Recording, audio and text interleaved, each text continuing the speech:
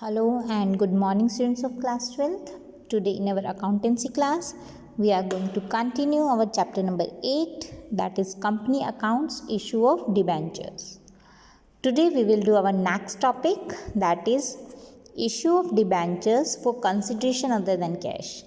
कई बार हम डिबेंचर्स को इशू कर देते हैं, कैश में उससे पेमेंट नहीं लेते, किसी और फॉर्म में लेते हैं, या तो किसी असेट की फॉर्म में ले लिया, ठीक है, या फिर किसी और फॉर्म में ले लिया।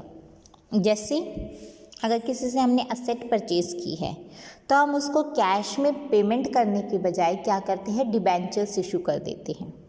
How do we do that? On purchase of asset we will do the entry, journal में हम कैसे डालेंगे, asset account debit to vendors account. Debentures issue करते हुए हमने वेंडर को, जिससे हमने असेट ली है, उसको हमने कैश में पेमेंट करने के बजाय क्या कर दिया, डिबेंचर्स इशू कर दिए। For the issue of debentures to vendor at par, par means 10 रुपये का डिबेंचर था, 10 रुपये में ही हमने इशू किया है, ठीक है, ना ही प्रीमियम पर ना ही डिस्काउंट पर। तो इसकी एंट्री बनेगी vendors account debit to debentures account. Next, for the issue of debentures to vendor at premium, premium पर जब हम इशू करेंगे तो वेंडर का अकाउंट तो बेटा डेबिट ही होगा, to debenture account to security premium reserve account. Okay, जितने हमने उस पर प्रीमियम लगाया है, रिजर्व लगाया है। For the issue of debentures to vendor at discount, vendor account debit, discount हमारा लॉस हो गया, discount on issue of debenture account debit to debenture account. Okay, see, हम इसको ज़्यादा बेटर वे में इलस्ट्रेशन नंबर 9 से समझेंगे। A company purchase assets of the book of ₹9,90,000, एक कंपनी ने असेट खरीदी है 9,90,000 की from another company. It was agreed that the purchase consideration will be paid by issuing 11% debentures. ये एग्री किया गया कि जो परचेज का जो पैसा है वो कैसे दिया जाएगा, इशू करके 11% डिबेंचर्स ऑफ ₹100 ईच, ठीक है। 9,90,000 रुपये देने थे, हमने 100 रुपये के डिबेंचर्स 11% जिसके ऊपर हमने इंटरेस्ट पे करना है वो हमने इशू किया है। Debentures have been issued at par, cases दिए हुए हैं जब पार पर इशू करेंगे, जब डिस्काउंट ऑफ 10% और प्रीमियम ऑफ 10% इस पर इशू कर रहे हैं। एंट्रीज डालनी है हमें, बहुत इजी सम है। फर्स्ट एंट्री तो asset account debit to vendors account, 9,90,000 से जर्नल में एंट्री हो जाएगी। When debentures are issued at par, simple है, वेंडर अकाउंट 9,90,000 टू 11% डिबेंचर 9,90,000, ठीक है। Issue of debentures at par, जब डिस्काउंट पर करेंगे तो देखिए 100 रुपये का हमारा क्या था, एक डिबेंचर था, 100 रुपये का डिबेंचर हमने डिस्काउंट पर किया है, मीन्स 100 रुपये का डिबेंचर 10% डिस्काउंट पे कितने रुपये का हो गया, 90 रुपये का, ठीक है। 100 का डिबेंचर, उस पर अगर हम 10% डिस्काउंट लगाएंगे तो 100 का 10% 10 रुपये होगा, तो 100 का डिबेंचर हमने 90 रुपये में इशू किया है। तो कितने डिबेंचर्स इशू किया है हमने, 9,90,000 रुपये हमें पे करने थे, 90 रुपये का एक डिबेंचर इशू किया है, तो हमने कितने डिबेंचर्स इशू किए हैं, 11,000। सो इसकी एंट्री कैसी होगी, vendors account debit 9,90,000, discount on issue of debentures account 1,10,000 to 11% debentures account 11 lakh. ये कैसे आया है, 11,000 डिबेंचर थे, एक डिबेंचर की वैल्यू कितनी है, 100 रुपये, एक डिबेंचर की वैल्यू 100 रुपये है, डिस्काउंट पर इशू किया है, तो 11,000 इंटू 10 1,10,000, 11,000 इंटू 100 11 लाख, ठीक है। When debentures are issued at premium, जब प्रीमियम पर इशू करेंगे तो 100 रुपये का डिबेंचर है वो 10% हमने प्रीमियम पर इशू किया, इट मीन्स 10% एक्स्ट्रा लिए हैं, तो 100 रुपये का डिबेंचर हमने 110 में इशू किया है, तो 9,90,000 लेने थे हमें, 110 में इशू किया है तो 9,000 डिबेंचर्स इशू होंगे, ठीक है। तो सिक्योरिटी प्रीमियम रिजर्व में कितना आएगा, 9,000 into 10 90,000, 11% debenture 9 lakh into 100, sorry 9,000 into 100 9 lakh, और वेंडर्स का अकाउंट 9,90,000 से हमारा डेबिट हो जाएगा। सिंपल एंट्रीज थी, ठीक है। इसी तरह से नेक्स्ट सम भी है हमारा। अब हमारा जो नेक्स्ट टॉपिक है बेटा देखिए ध्यान से, ये सम इसी तरीके से हैं। नेक्स्ट टॉपिक है issue of debentures as collateral security. Debentures को हमने कोलेटरल सिक्योरिटी के तौर पर इशू किया है।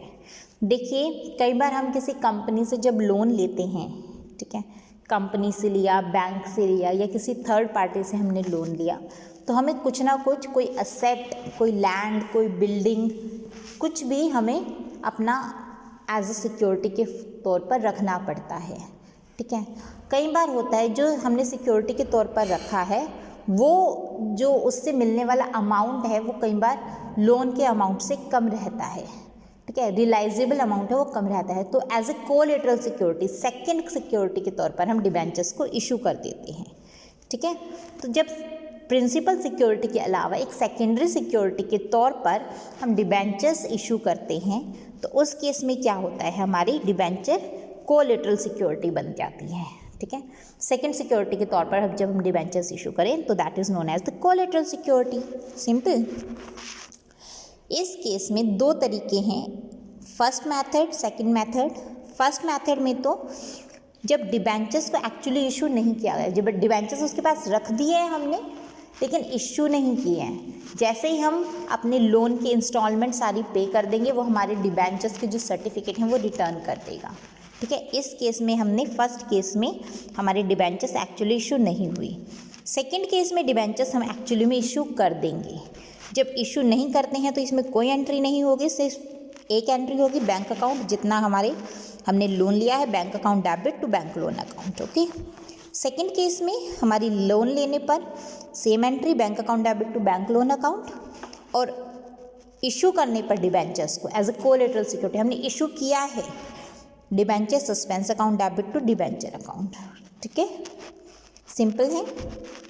और लाइबिलिटी साइड इक्विटी के नीचे, ठीक है, इक्विटी और लाइबिलिटी साइड बैलेंस शीट में हम क्या करेंगे, नोट डाल देंगे हमारे लोन के नीचे कि debentures as a collateral security हमने इशू किया हुआ है, ठीक है। और वहीं यहाँ पर बैलेंस शीट में डिबेंचर सस्पेंस अकाउंट शो करेंगे, डिबेंचर अकाउंट में से हम माइनस कर देंगे डिबेंचर सस्पेंस को, और नीचे नोट दे देंगे कि जब भी लोन पास किया जाएगा तो वो एंट्री रिवर्स हो जाएगी, मतलब ये वाली एंट्रीज रिवर्स हो जाएगी। क्वेश्चन देखिए बेटा, कंपनी के पास 10 लाख, ठीक है, 10 लाख के 12% डिबेंचर्स है आउटस्टैंडिंग ऑन 1 अप्रैल 2017 को आउटस्टैंडिंग है। साल के दौरान लोन लिया 2 लाख का SBI से, ठीक है। कंपनी ने डिबेंचर्स अपने कोलेटरल सिक्योरिटी 2.5 लाख के डिबेंचर्स, ज़्यादा वैल्यू के डिबेंचर्स हमें वो करने पड़ते हैं क्योंकि इसमें इंटरेस्ट इंक्लूड होता है, कोलेटरल सिक्योरिटी के तौर पे इसने इशू कर दिए, ठीक है। जर्नल एंट्री पास करनी है in the both cases, first method और सेकंड मेथड।